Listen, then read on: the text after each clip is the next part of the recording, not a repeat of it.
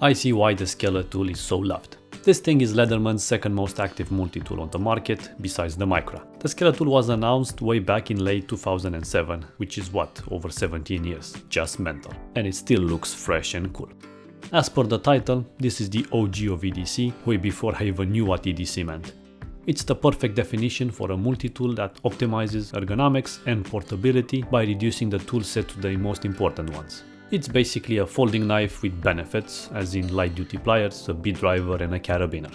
On paper that may sound scarce, but to truly appreciate the Skeletool, one must carry it.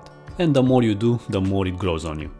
We are talking about just 5 ounces, 142 grams, and I kid you not, I find myself checking my pockets from time to time because I can't feel it. Thanks to its almost deep pocket clip carry profile, it's just a joy to have on you. Of course, it will not beat a Victorinox in terms of portability, but if you want pliers, then the Skeletool is just so well balanced. They are quite expensive nowadays, around $100. The less is more philosophy is being reflected in the price, but I got mine thanks to some Black Friday deals, so always be on the lookout.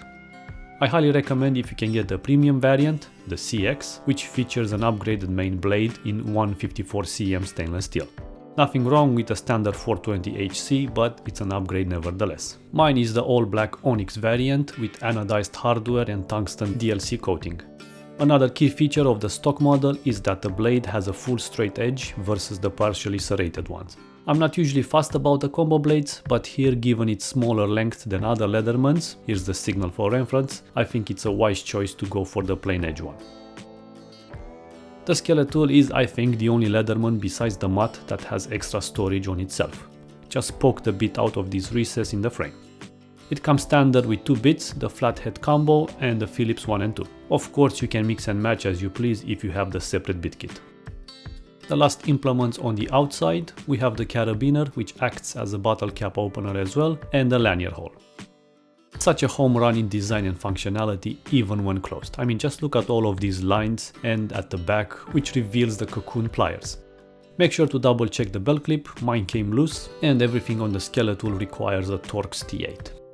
Veterans of this multi-tool will remember that in the past the CX version always had a carbon fiber scale insert. Unfortunately that is discontinued, so naturally an OG brand new one on eBay will have a scalpel price tag. One last difference with the latest batch of Skeletools is the fact that both washers on the blade are phosphorus bronze. In the past, the top one was from nylon and was prone to wearing out prematurely. As you can see, mine is a February current year build. Opening the blade will reveal a late lockup, which apparently is how most are tuned. Luckily, the pivot bolt is wider, so it will never go past it. Always double check the back of the blade where it stops in the frame. Some might have a bad angle and the blade will not be fully locked in. Opening the tool up, I just love how it snaps into place. Here's the bit holder, which is special than the regular ones because it has a latch, so theoretically an even more secured bit. Thus you can use it as is as a screwdriver like so, or even on a 90-degree angle.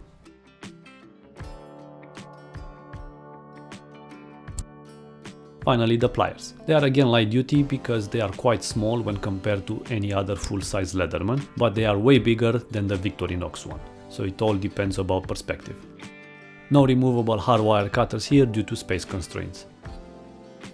And here they are next to the Signal's medium duty pliers, the same ones on the rebar for example. When you close it, just make sure you don't press on the bit here. Now that's one healthy click. That's pretty much it. This is now my main EDC alongside my keychain because it makes a perfect pair with the Victorinox Alox Rambler, which has the famous sack scissors. Speaking of, if you really want scissors, some guy on Reddit installed the full-size Victorinox 91mm scissors instead of the main blade, and it even looks like a factory build, so it's up to you if you think it's worth the trade-off. In terms of aftermarket parts, you can get hammer inserts to mimic the Signal or with 1/4 inch adapters, but I will keep mine stock for now. Before I end the video, I will leave you with this. Can you believe the Skeletool is the grandfather to the Signal and the father to this masterpiece? See you in the next one.